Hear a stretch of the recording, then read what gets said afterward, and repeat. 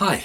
Well, yesterday I did my first vlog and loaded it up, and I called it the Banfords Forts weekly blog or some vlog, if I can't remember exactly.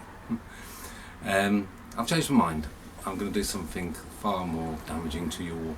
I'm going to do one every day. How long they're going to be, I don't know. About 3 minutes, 5 minutes. I'm going to record the journey. Put down the ideas.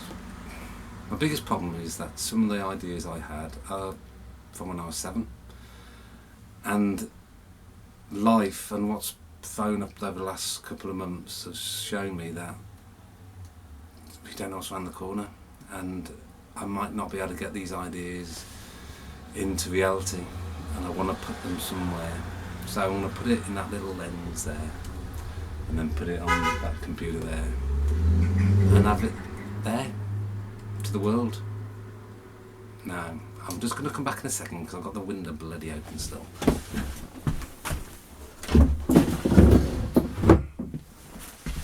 It's alright, it gets so hot in here. It's first thing in the morning. It's a real storm, lots of thunderstorms the last couple of days. Another one coming in, I can feel it. So I want to record every day different ideas and waffle on. So last night I went and looked at home, and I found some of the books, my idea books that I've been doing. Sadly, I did lose some. The one that goes back the furthest, I can't find it, but I know I've still got it. Went to 1991. But the ones before that were lost, and there's ones in between that and what I've got I can't find. But basically, they're just books full. That's the one, the latest one. Sorry, the earliest one I've got at the moment. What's that? I've got to put my glasses on. That's 2006, so there's a load missing. But it's just writing down ideas. That's a character called Eric Custard that I had an idea for a sweet shop, that was. Call it what you will. That was the name of the shop ideas. And there's all sketches and things. That's Mermaid's Cove. That was another idea that I had. But I've got loads and loads of books just full of ideas and stuff, and I want to share those ideas with you. Some of them are. This is quite an up-to-date one. This one, but there's sketches and ideas.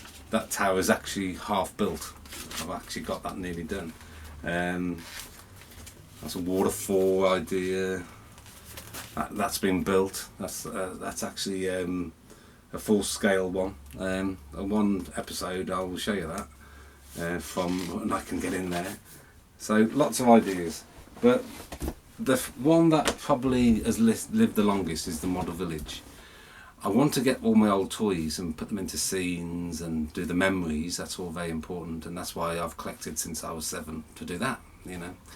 But the actual first idea that came to me for a model village has evolved over the years to what some people could say is quite a dark place, but I don't think it is. I think it's a magical place. It's, as I mentioned yesterday, it's Catacomb Bay, or just Catacomb. It's the name. Now, I'm not going to say where the name comes from. It's not important, but it's going to be it's not important. But the idea is it's a place of lost souls almost. It's a town or village, possibly on the coast. It was always going to be on the coast, but I don't know if it has to be. And the idea is that each household had a story to tell. Some of them very dark, some of them complete, some of them only the beginning. And the idea was that I was going to get, or is, people to come up with other stories of other people that live in the village, the town, whatever, that will heal the stories that I've created. So it becomes this magical place that in my head, in my dreams, would have this model village thing. It's not going to be massive. It's going to be set on a hillside, and the actual model village itself, or the area in the experience, is only going to be dedicated to about 10 foot by 4 foot by about 8 foot high. So it's a just part of the whole experience. So you'll see everything else there as well, but that one bit will be catacomb, and you can actually either watch this or go and get the Bible. It'll be the black book. That's a better word.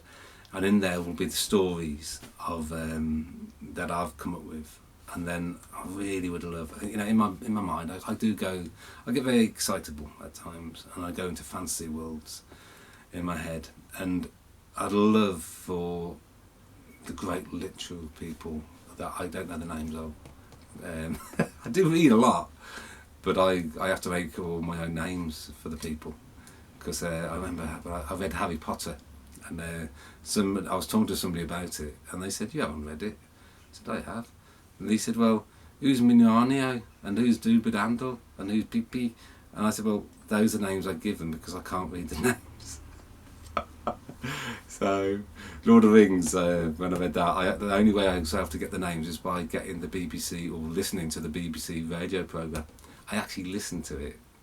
My brother used to record it off the radio.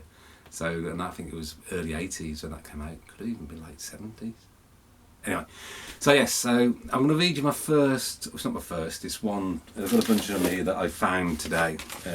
Some of them are in the books, some of them I actually put onto the computer, and I printed these out, and I think when was this dated?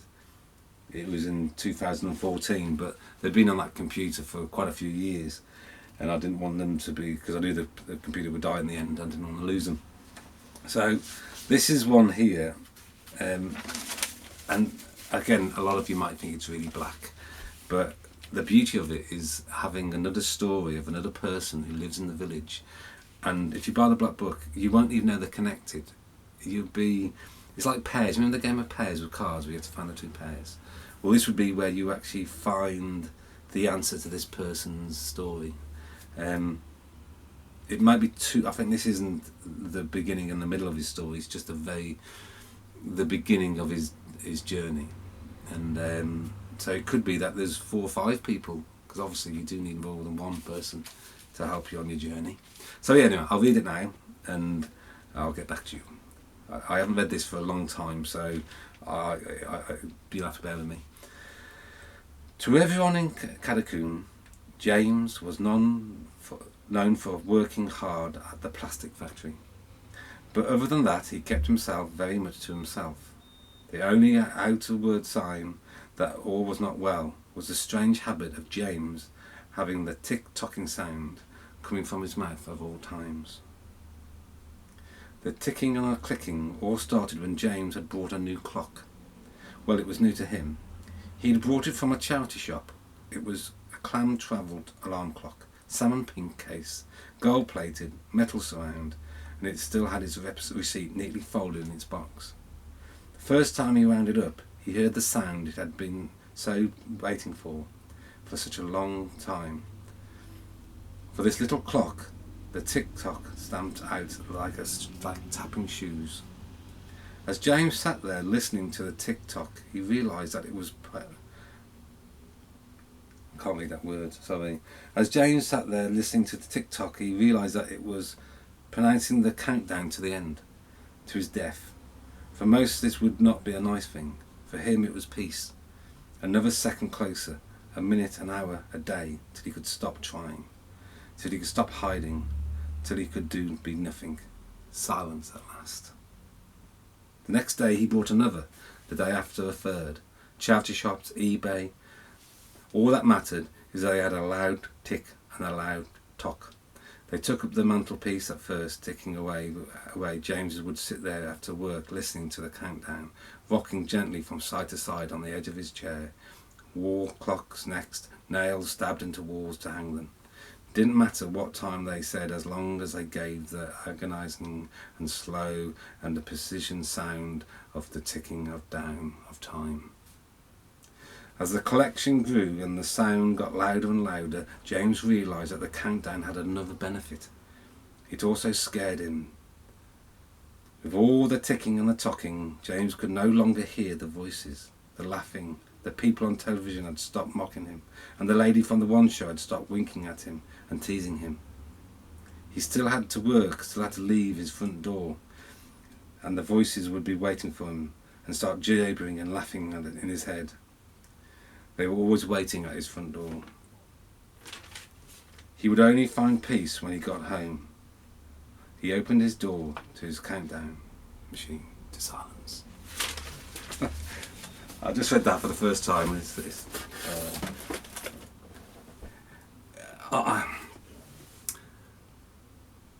I think I'm a bit like a real crap Walt Disney. And let me explain. Walt Disney wasn't the best artist in the world. He had the ability to gather all the people around him to make his world. If you like it or not, it's a world that he created. Well, I don't know if I'm like that because I've got nobody around me to do that, but I could be just crap because that's not very good, is it really? But the whole idea, you got the idea anyway. I was paraphrasing as well because I couldn't read it. I couldn't read it out loud. I was starting to get losing the lines.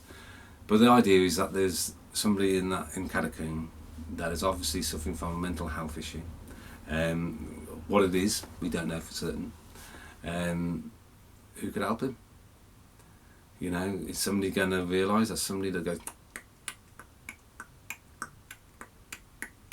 all the time and doesn't hardly talk, just does his job well?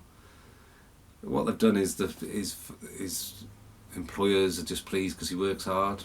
His people just don't. Nobody bullies him.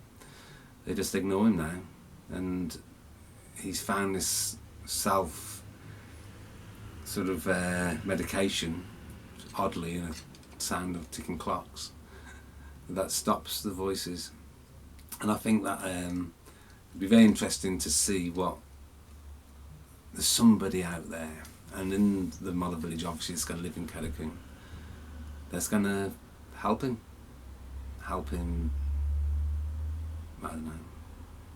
Mental health's a funny thing, you know. Are you helping somebody become normal? Would medication help him? So he just stops ticking. So he stops dreaming. I don't know.